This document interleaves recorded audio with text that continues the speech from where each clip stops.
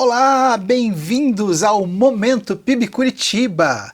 O Momento PIB Curitiba é essa oportunidade que nós temos de chegar até você pela Rede Super de televisão, também pela Marumbi FM, todas as manhãs.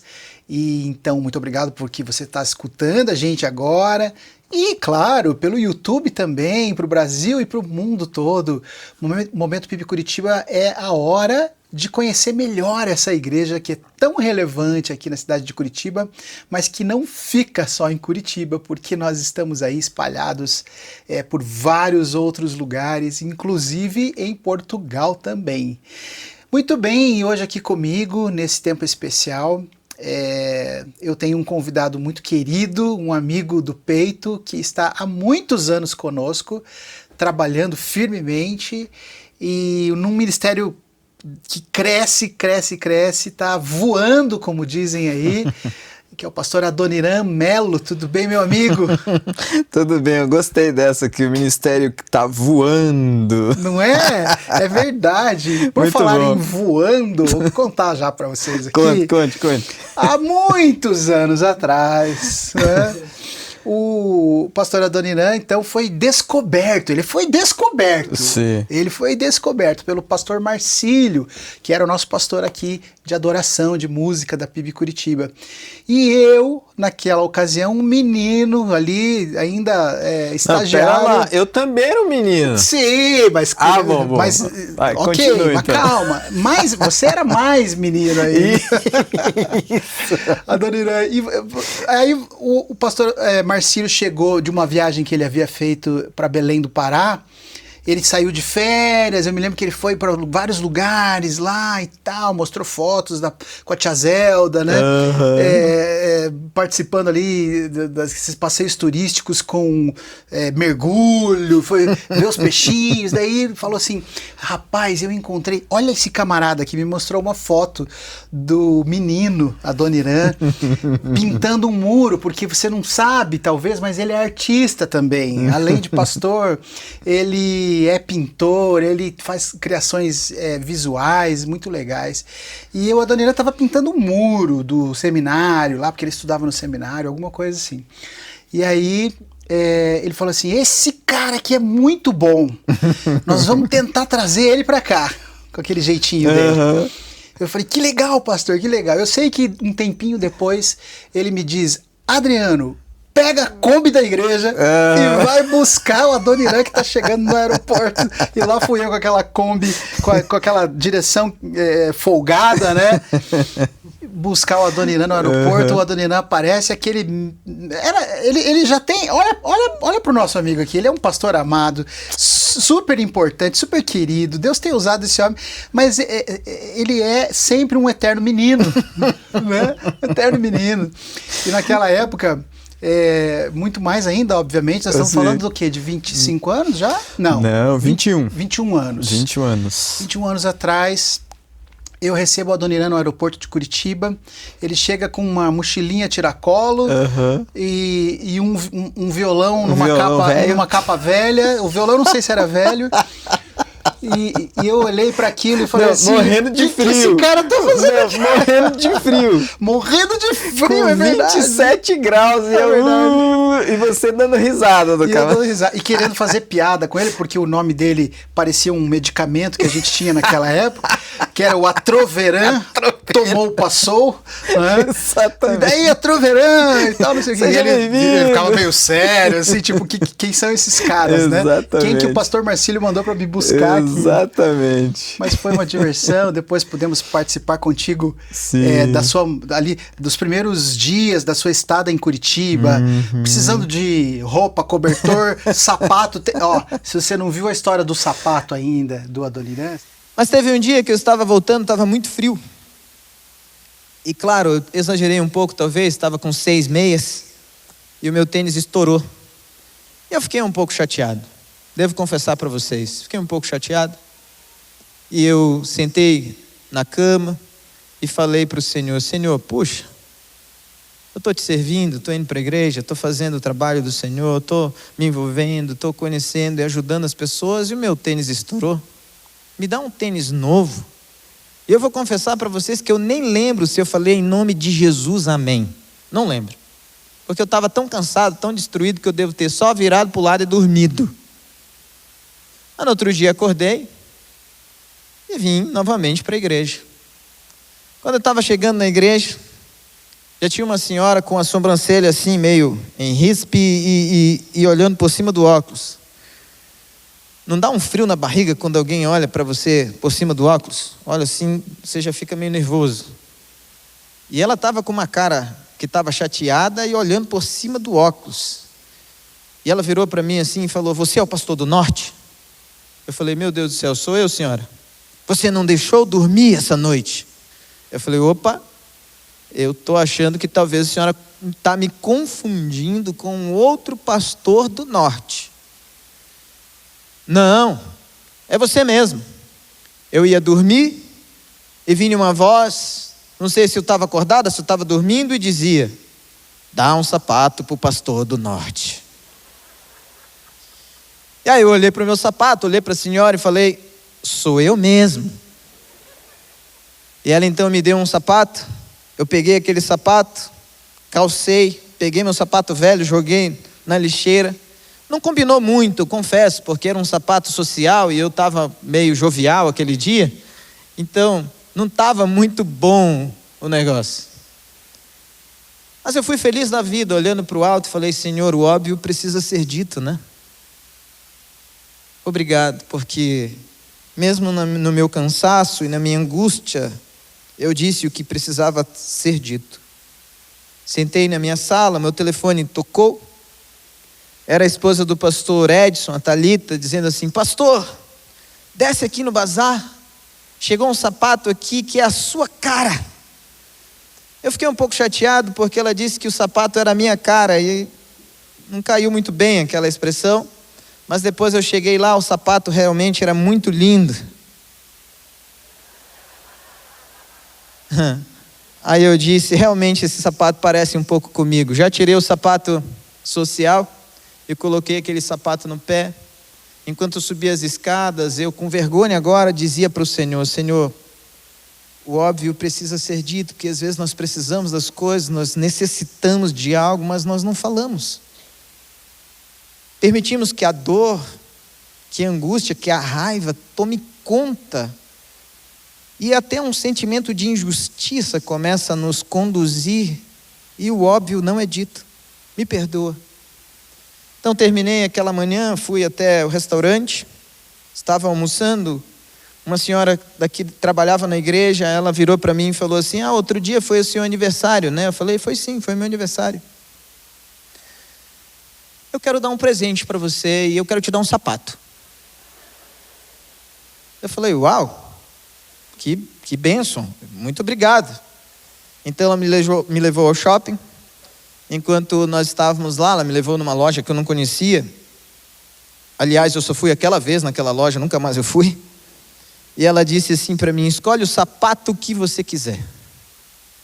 E quando ela falou isso, eu fiquei muito feliz, eu estava muito animado. Só que quando eu chegava para olhar o preço do sapato, eu não tinha coragem de escolher sapato nenhum. Porque o valor daquele sapato era 2 ou 3 vezes a mais do que eu recebia por mês.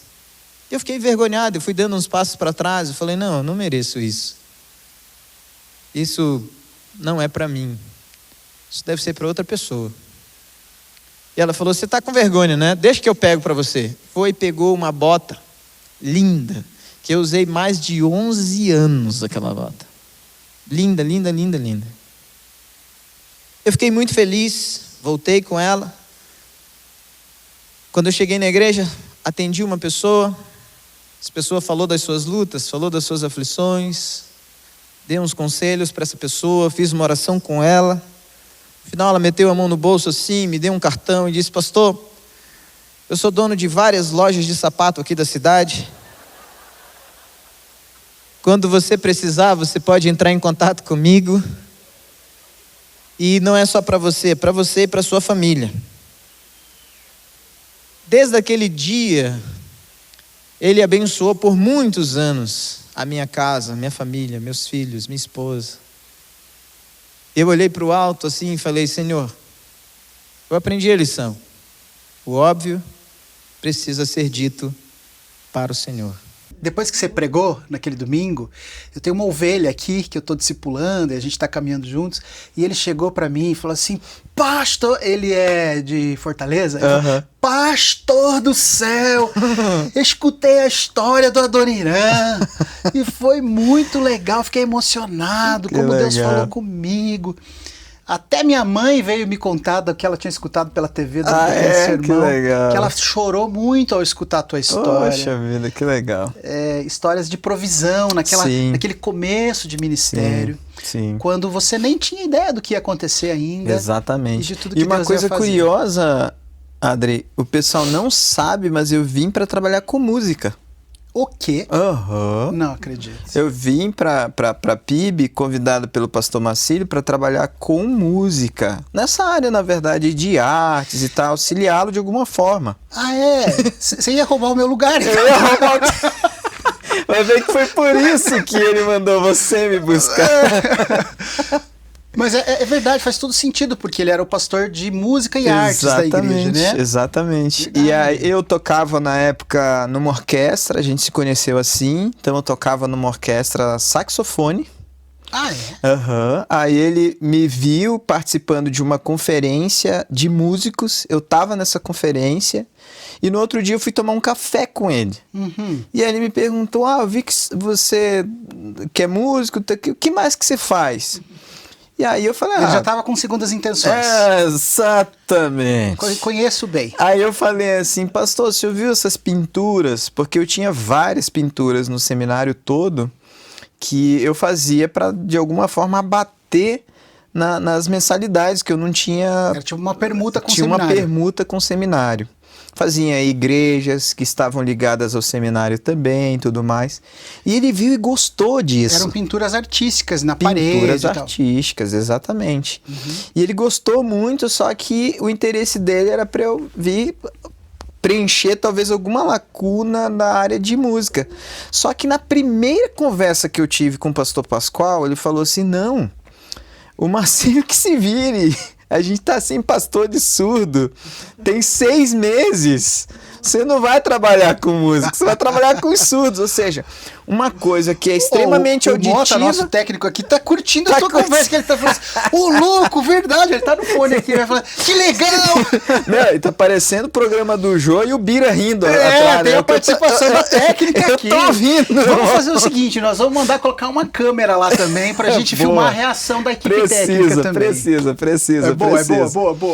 Ou seja, eu nunca toquei saxofone aqui, nunca ministrei louvor, nunca fiz nada na área de música. Sempre foi com os surdos. Nem te deram chance de chegar na música, nem já foi direto para os surdos. Então, fica o apelo aí, se o pastor Ragnar estiver assistindo esse programa. Pastor Ragnar é nosso pastor de adoração agora. Me dá uma chance, pastor Ragnar. Depois de 21 anos. Eu tenho uma mágoa no coração. Não, é brincadeira. Não façam isso. Que legal. Adoniran, vamos falar de coisa séria? Vamos, por favor, vamos. Você sabe, eu só vou lembrar aqui que no Brasil nós temos 14 milhões de pessoas com deficiência. 14 milhões. E no último censo, que foi em 2022, que a técnica participou aqui. Nós tivemos alguns ajustes, porque logo depois desse censo também teve uma pesquisa direta focada em autistas.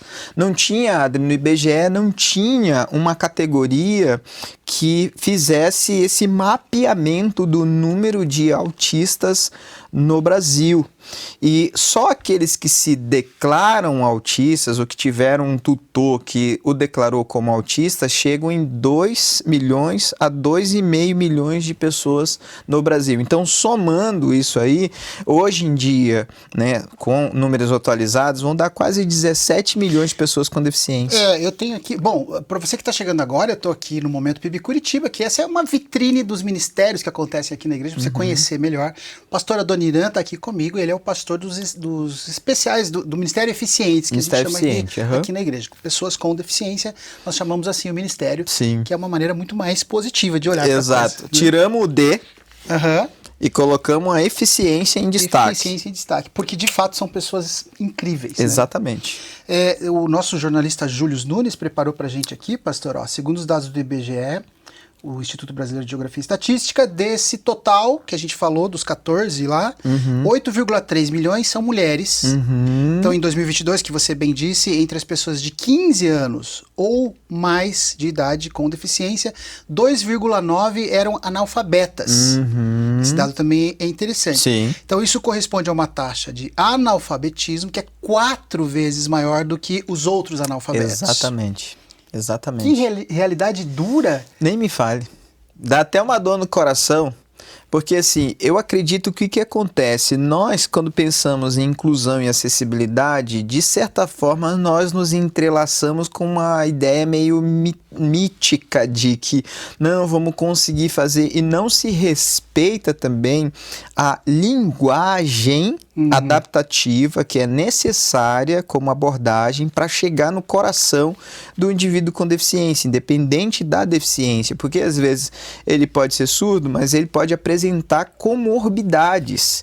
Nós temos, por exemplo, surdos cegos, temos surdos com deficiência motora ou mobilidade reduzida, nós temos surdos que são paralisados cerebrais, uma síndrome de Down que eu conheci agora recentemente em Maceió, que era surda. Então, existem muitas realidades que são desafiadoras, muito diferentes, e por causa disso, vamos imaginar assim, fazer um exercício básico aqui. Você vai para uma sala de aula, nós temos ali 25 a 30 alunos, um professor e um professor auxiliar para dar conta de todos esses alunos e dar conta de 2 ou 3 alunos de inclusão. Você acha que tem condições? Não é possível, né? Não tem como, porque os alunos de inclusão, eles vão apresentar especificidades que só alguém extremamente dedicado àquela área vai conseguir encontrar esse portal de conhecimento para transmitir aquilo que é a necessidade daquele aluno naquele momento. Então, esse dado, eu acredito que ele é até bem maior, porque, por exemplo, quando a gente fala da população surda brasileira, eles são vistos como analfabetos funcionais. Mas espera lá, quando se refere a uma segunda língua, que é o português. Os surdos não usam o português como primeira língua. A primeira língua do surdo é Libras. Então, para o português, eles são analfabetos funcionais. Eles conhecem uma palavra ou outra, às vezes tem uma dificuldade numa conjugação de um verbo. A escrita, muitas vezes, ela vai ser grafada de forma como se ele estivesse pensando em Libras. Sim. Dá um exemplo pra gente. Eu agora aí, casa sua. Porque daí eu tive que pensar em Libras. Eu agora aí, casa sua. Então, ele vai pensar em Libras e ele vai criar o registro como se fosse em Libras. Como ele pensa, claro. Exatamente. Então, aquele técnico que vai fazer essa leitura do português vai dizer, não, isso aqui é um português funcional. Ele ajuda a comunicar, mas não é o português que se espera dentro de todas as regras da língua, né? E a gente vai encontrar também deficientes que apresentam esse tipo de realidade, como, por exemplo, na área da cognição, você vai encontrar muitas dificuldades na leitura, na escrita. Quando você fala de escrita cursiva, por exemplo, existe um limiar de aprendizado do cursivo, então você identifica isso no síndrome de Down, você vai identificar isso, e muitas pesquisas têm apontado isso agora também no TDAH, no autismo e tudo mais. Então, quando você olha para tudo isso, existe um número ainda mais expressivo com relação à educação, mas como é que a gente traz isso para a igreja? Boa. Eu acho que essa é a grande questão, né? Como é que nós vamos trabalhar o evangelho, a Bíblia, as canções, as histórias bíblicas? Eu vou explorar o hiperfoco, eu vou explorar o potencial daquele indivíduo. Então, se é o cego, por exemplo, o que nós vamos explorar? A questão auditiva. E por isso aqui na igreja nós temos audiodescrição, porque eles chegam no culto, eles recebem um aparelho. Ontem eu fiz um casamento de um casal cego, e eu vi os amigos chegando, todos já com o aparelhinho ali para eles acompanharem o vestido das testemunhas, do padrinho e da madrinha, ver como é que era a roupa da noiva, como é que estava o cabelo, a maquiagem. Então a audiodescrição, ela empresta os olhos, e essa pessoa aqui que vai narrar todo o ambiente está possibilitando para aquele indivíduo uma inserção ainda maior. Ele está literalmente participando. Então esse é o canal de aprendizado dele, é o auditivo. Já o outro ponto, que é o surdo, o canal é o visual. E a gente vai observando outras categorias, como o autismo, tendo o hiperfoco. Eu vou usar o hiperfoco dele. Então eu discipulava um garoto aqui que ele gostava muito de desenhar. Então que eu também desenho. Então, discipulado, ele desenhava uma coisa. Quer dizer, eu começava a desenhar, conversávamos um pouquinho, eu passava para ele, ele desenhava o que ele tinha entendido, aí passava o desenho, eu desenhava a outra parte que eu queria que ele entendesse, e assim nós íamos construindo de forma a enfatizar o hiperfoco dele, para ele retendo aquele conhecimento com algo que para ele era interessante. Pastor, você estava falando aqui, eu estava pensando, hoje você está atendendo, fala assim para a gente um overview sobre as diversas áreas que vocês atendem. Muito bem. Só para as pessoas terem uma noção. Então, hoje nós trabalhamos, desde 1984, essa igreja, Primeira Igreja Batista de Curitiba, tem um trabalho muito lindo com surdos. Por causa desse trabalho, nós já tivemos o lançamento de um Novo Testamento para a comunidade surda brasileira toda em Libras, esse Novo Testamento todo em Libras.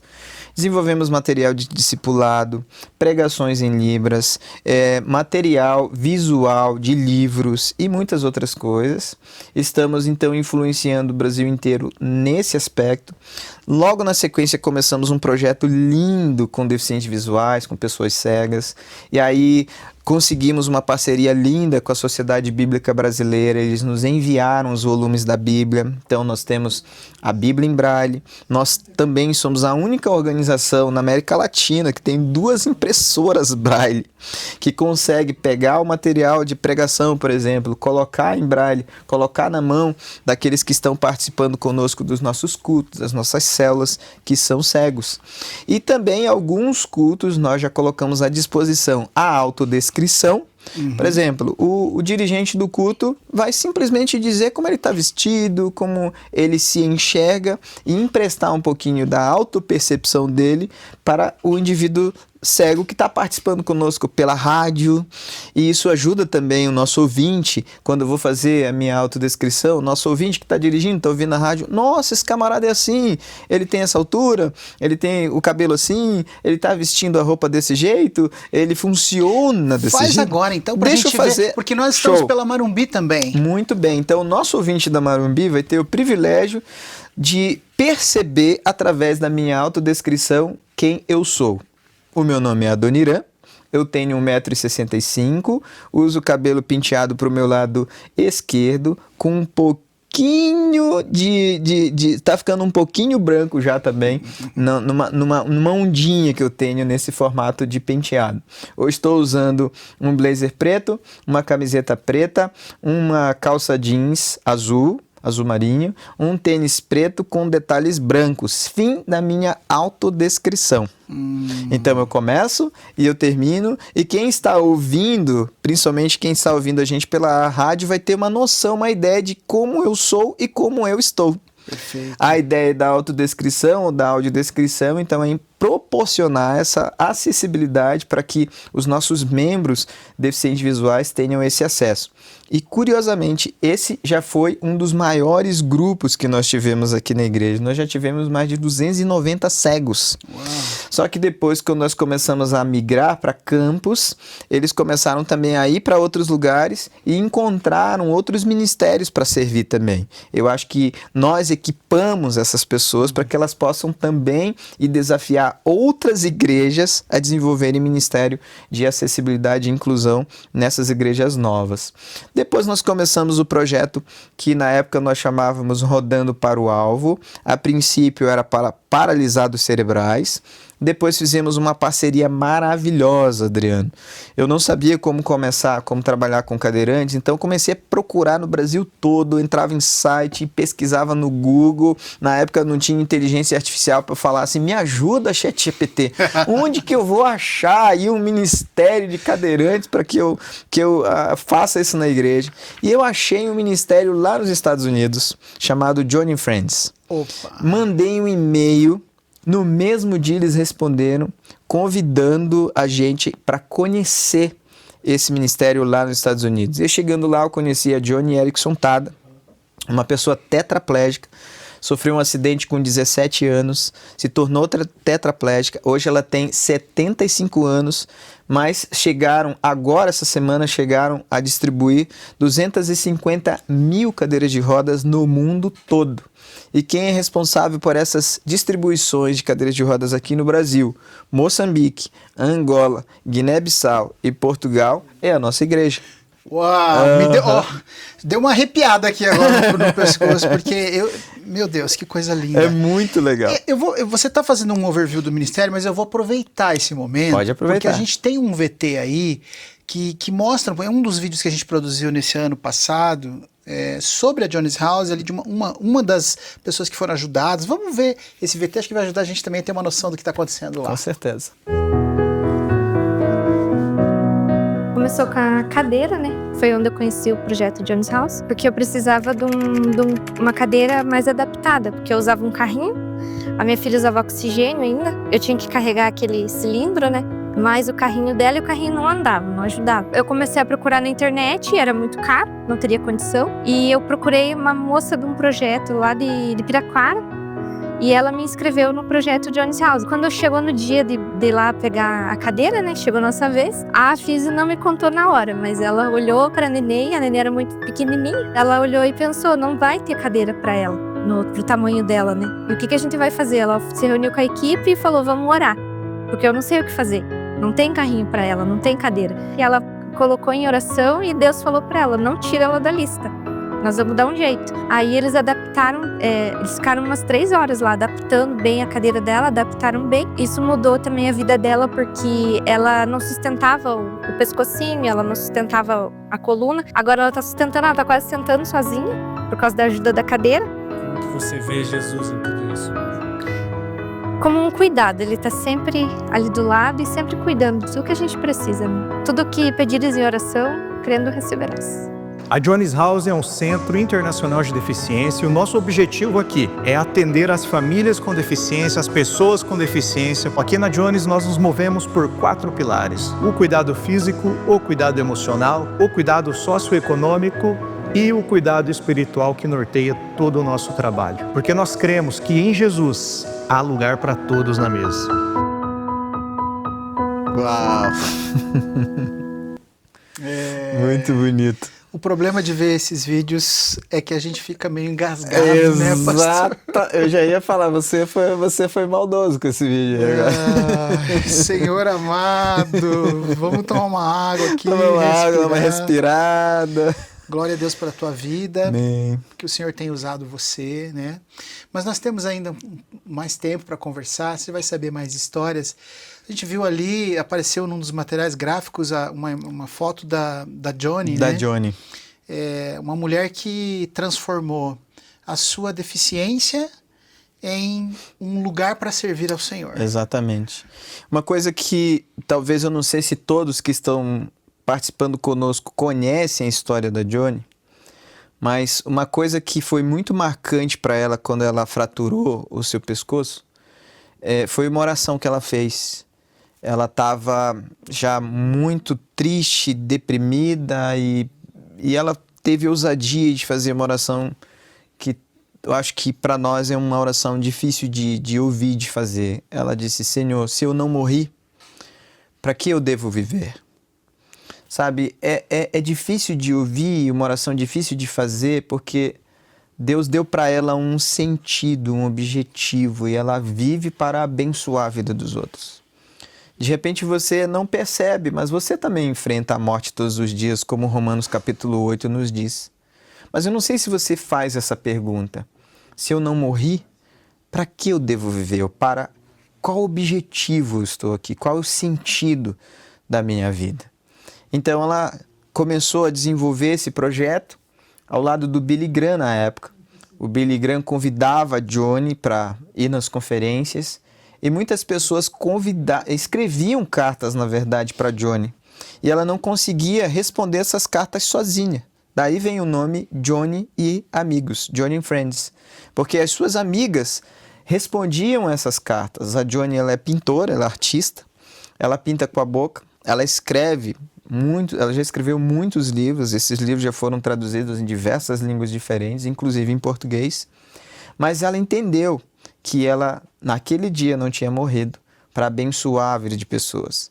Nós também, na Johnny's House, temos muitas oportunidades para a pessoa ser voluntária. Nós temos a oficina para manutenção de cadeira de rodas, temos o grupo de mães, temos o grupo de crianças, temos uma escola que funciona lá que nós chamamos Treinando para a Vida, que é uma escola que dá habilidades para pessoas autistas, pessoas com síndrome de Down adultas, que nunca pegaram numa faca, nunca descascaram uma laranja, coisas simples do dia a dia, mas que elas passam por um treinamento e elas começam a desenvolver e trazer para a vida delas e para a vida dos seus pais também um pouquinho de esperança. Porque sabe qual é o medo de todo pai, de toda mãe de pessoa com deficiência? Quando eu morrer, o que vai ser dos meus filhos? Então, essa escola, o Treinando para a Vida, tem dado autonomia para essas pessoas que têm participado conosco. Nós temos também uma escola para crianças lá, o Agir, que é um programa de educação que, na verdade, ele se amplia em todas as esferas, porque ele não vai apenas trabalhar a questão do letramento, da matemática, ele vai trabalhar a questão do comportamento, da vida com Deus, das relações com as pessoas. E nós precisamos de voluntários. Então, acredito que o pessoal vai colocar aí o nosso WhatsApp, é 3091-4324. Você pode mandar um WhatsApp para lá, você pode mandar uma mensagem, ligar para esse número também e se tornar um voluntário, ajudando nos cursos. Sabe, Adri, uma coisa que mais me alegra o coração é ver que as mães também estão sendo amparadas, estão sendo auxiliadas, porque 81% dos casais que descobrem um laudo de uma criança com deficiência, geralmente esse casamento se desfaz e a mãe acaba cuidando do filho sozinha. Aí imagina, ela precisa levar para terapia de manhã, de tarde, de noite, ela não consegue trabalhar.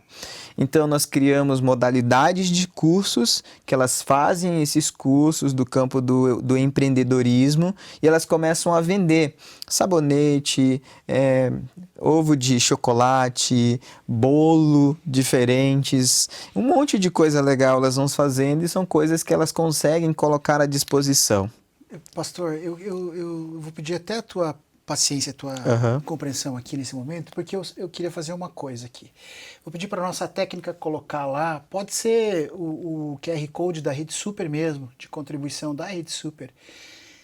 Tem alguém assistindo a gente agora que tem condições, que o Senhor tem te dado mais do que você precisa e que Deus está tocando nessa hora. Eu tenho certeza disso. Para fazer a diferença na vida. Continua falando, Dorina, porque eu não consigo. Não vai conseguir, né? Então, quando você pensa nessa mãe que está dedicando toda a sua vida, tá aí na tela. Ela precisa desse recurso. Então, e é realmente isso. Eu sei que o dinheiro está em algum lugar e ele pode estar nas suas mãos. Você que está assistindo pode fazer uma contribuição e de repente você pensa assim, puxa, mas a minha contribuição é tão pequena. Mas para quem não tem nada, a tua contribuição vai mudar uma história. Você é convidado a contribuir, você é convidado a participar como voluntário e quem sabe, você sabe de algo, você conhece alguma coisa que talvez você nem dá tanto valor assim, você faz um brownie como ninguém, você sabe fazer um pão como ninguém faz, você faz artesanato como ninguém faz. Já pensou você se tornar uma treinadora, um treinador para essas mães, você entra em contato conosco, nós vamos desenvolver um curso ali 2, 3 semanas, você faz esse curso para essas mães e elas vão ter também uma possibilidade de ter uma renda para abençoar os seus filhos, a sua casa. Até peço perdão para vocês que a gente hoje está numa conversa tão descontraída, mas ao mesmo tempo tão profunda, né? E eu me emociono muito quando eu vejo situações assim em que eu acho que a gente não precisa reclamar de nada da nossa vida, né? Deus tem sido tão bondoso conosco e nós precisamos fazer a nossa parte. Está aí de novo na sua tela. Você está escutando a nossa conversa esse tempo todo. Você está vendo aí, ele é um QR Code de apoio ao canal, porque se a gente não receber o comprovante, né, a gente quer abençoar pessoas lá da Johnny's House, equipar essa casa maravilhosa que está funcionando lá em Campo Largo, né? Campo Largo. Ainda tem necessidades, né, pastor? Acho que a gente nem conseguiu falar sobre isso, né, de que essa casa foi construída nessa parceria com o Johnny's House, o Johnny Friends nos Estados Unidos. Sim. Foi feito um aporte enorme para construir essa estrutura, mas a operação dessa estrutura, desse ministério, desse cuidado, ela ficou a nosso cargo. Sim. Então tem muita coisa ainda para acontecer lá. Eu tô certo? É isso mesmo. Tem muita coisa para acontecer, tem muita coisa acontecendo, mas eu tenho certeza que cada coisa que está acontecendo e cada coisa que vai acontecer vai transformar uma história. Sabe, na Johnny Friends eles têm uma pesquisa que eu acho muito interessante, que eles chegaram à conclusão que uma entrega de cadeira de rodas impacta diretamente 41 pessoas. A primeira vez que eu vi esse dado, eu fiquei pensando, não, mas como assim? 41 pessoas são impactadas quando é entregue uma cadeira de rodas. Depois eu comecei a observar as pessoas que receberam cadeira de rodas aqui. Então, por exemplo, nós temos uma história muito bonita também de uma outra entrega que foi feita aqui da Alba, né, que recebeu a cadeira para sua filhinha. Ela veio,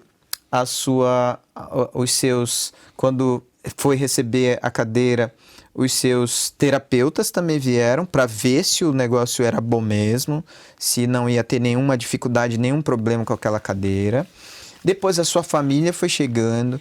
Então, esse número de 41 pessoas sendo impactadas é um número também bem racional, porque existem pessoas que impactam muitas outras pessoas na escola, no bairro, se mora num condomínio, o pessoal do condomínio vê aquela pessoa com uma cadeira nova, vai perguntar o que foi. Então, foi o ministério, foi a igreja que entregou.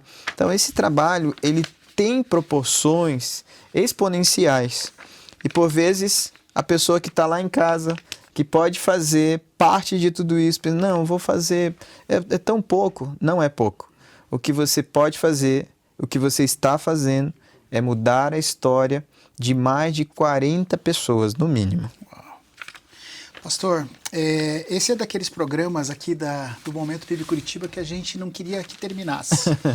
Porque tem a gente nunca consegue falar sobre tudo que acontece aí, o que vocês estão fazendo. É muita coisa. Muita coisa. Acho que o principal canal para ter uma ideia de tudo isso acaba sendo o nosso site mesmo, né? pibcuritiba.org.br. Para você saber mais. Obrigado porque você está aí do outro lado com a gente na Marumbi FM, escutando aí essa mensagem. Eu estou aqui no estúdio com o pastor Adoniran Melo, ele que é pastor do Ministério Eficientes aqui da igreja. Também você que está pela Rede Super com a gente, é um privilégio ter você aqui, obrigado. Ou se você está assistindo a gente pelo YouTube, né, num desses programas gravados ou transmissões, que privilégio ter você com a gente. Nós estamos conversando já há 35 minutos praticamente. Uau. E precisamos encerrar. Mas a obra de Deus continua. Amém. Nós contamos com vocês. Permaneçam conosco. Eu espero que, pastora Adoniran, nós possamos fazer não só mais mas vários encontros como esse. Vamos. Porque tem muita coisa para ser falada. E vale muito a pena a gente escutar o que você tem para dizer. Obrigado pela pessoa que você é e pelo pastor que você é. Obrigado. Deus tem te usado. Amém. Muito obrigado a você por estar conosco. Um grande abraço e até o próximo Momento PIB Curitiba.